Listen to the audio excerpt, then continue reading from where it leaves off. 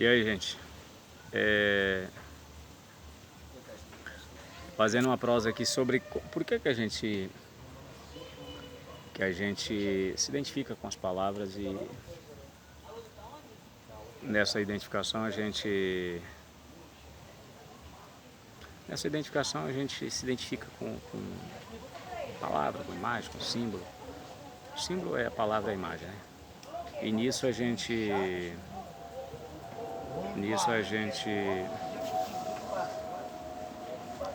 sofre. Porque quando a gente se identifica com a palavra, com a imagem, isso faz a gente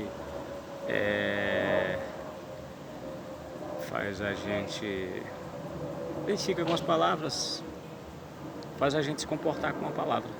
Ou seja, o comportamento da palavra é o comportamento da gente e isso gera esse sofrimento humano. Quando o ser humano se identifica com a palavra eu, ele, ela, com as imagens, com as lembranças de si mesmo, das pessoas, dos lugares, do tempo, e armazena essa bagagem, acumula isso gera, a presença dessa coisa armazenada gera um sofrimento imenso para o ser humano.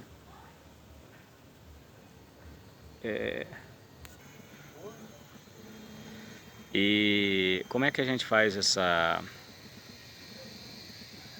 percebe essa nossa identificação com as palavras, com as imagens, com as experiências, com o sofrimento, com a felicidade, com essa coisa armazenada, com as lembranças, né?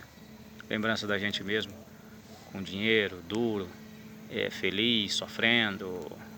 São lembranças da gente mesmo, em quantidade de resultado, às vezes em estágio da vida que estava na sobrevivência apenas, e aí toma isso como regra, e às vezes fatura uma grana e queima essa grana porque permanece com essa lembrança de sobrevivência apenas, e essa passa a ser a medida psicológica, que alguns sugerem que deve ser substituída a medida de sobrevivência do pouco, do mínimo, pelo máximo, pelo muito e tal.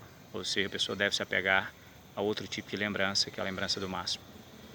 Sendo que isso produz o risco da pessoa, quando a vida oscila, as curvas para baixo, de repente achar que isso, como está apegado, né? É apegado, coloca isso como regra e aí passa a ter um outro tipo de sofrimento, né? As pessoas que quando as coisas oscilam, as curvas da vida estão oscilando por baixo, elas têm certa dificuldade de lidar com isso e alguns suicidam, morrem e assim por diante, sofrem muito porque não tendo mais a medida da abundância. E aí surge uma pergunta que é se a abundância da vida, ela precisa desse acúmulo, ou existe abundância independente da acumulação psicológica. Ou seja, se o ser humano, para ser abundante, ele precisa ser alguma coisa psicologicamente, ou se a abundância depende desse acúmulo psicológico, ou se existe, a vida é abundante independente de acúmulo psicológico. Se livremente o ser humano realmente é capaz, a vida é capaz, tanto no ser humano como onde a vida se expressa, ela é abundante, também livre ou só condicionada. É preciso condicionar a vida ao máximo, ao muito, para expressar a abundância, enriquecer a vida de fato. Ou não, a vida livre de repente produz isso. Por isso, observar a si mesmo para saber se guarda lembranças de si mesmo sozinho, escondido, junto, lembranças da namorada, da mãe, do pai, dos irmãos, da infância. E aqui tem outro aspecto importante que se alimentar essas lembranças da infância, de adolescência, de criança. O que acontece se alimenta isso? Essa criança, esse adolescente, essas imagens, essas lembranças de quando criança, isso na verdade é o tempo. Ou seja, são lembranças de quando criança. A presença desse tempo impede a vida de fluir livremente e no presente ao vivo. Significa que é necessário o ser humano terminar, encerrar essas lembranças e viver para assim viver a vida ao vivo agora. Tanto se essas lembranças têm 50, 1000, milhares de anos, se elas têm 2 segundos, 3 segundos, ou seja, Talvez aqui assim, é o encontro da vida com a morte, ou seja, quando vivemos ao vivo, agora, fiz um passeio recentemente ao Piauí e vi vários amigos. E a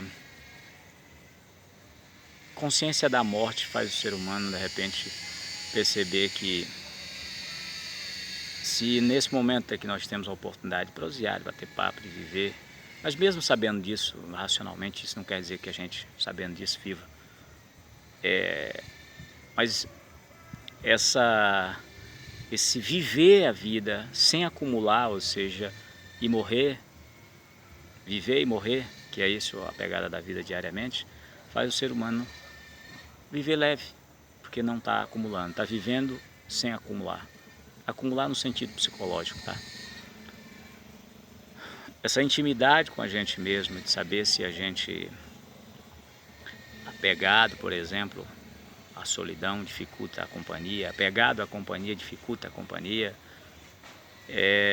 apegado a qualquer coisa, ou seja, o apego é uma coisa, uma tentativa de controlar a vida. É o que parece, a gente quer controlar a vida com essa antecipação. Essa antecipação é um movimento feito na imaginação, no pensamento, e com isso a gente acha que controla a vida, ou seja, imaginando o futuro, imaginando a pessoa, imaginando a gente mesmo e armazenando. Se a gente faz essa antecipação do futuro, pela imaginação, será que esse saber, que a gente chama disso, é saber o futuro, conhecer o futuro, tanto a gente mesmo no futuro, como o lugar no futuro, como uma pessoa no futuro, fazer essas imagens, essas antecipações no presente, parece uma certa arrogância da parte da gente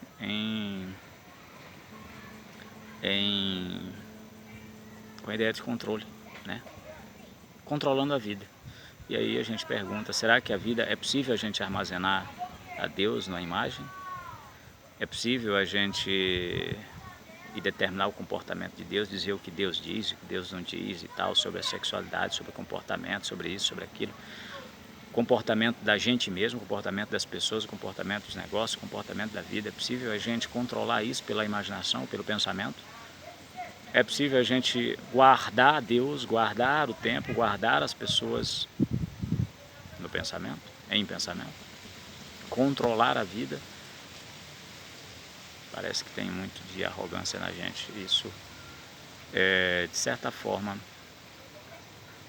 essa antecipação é o poder de nos adoecer, que é essa arrogância de controlar a vida.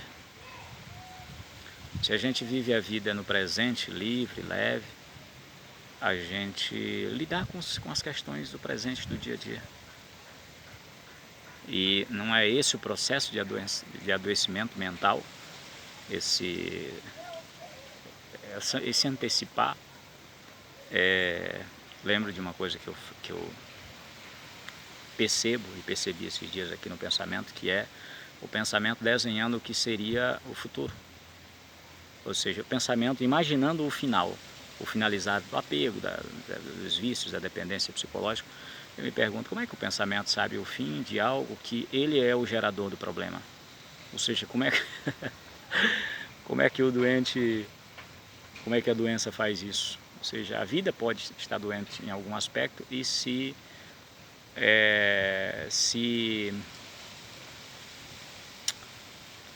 curar, né? Mas aspectos da vida que percebem isso, que entendem, né?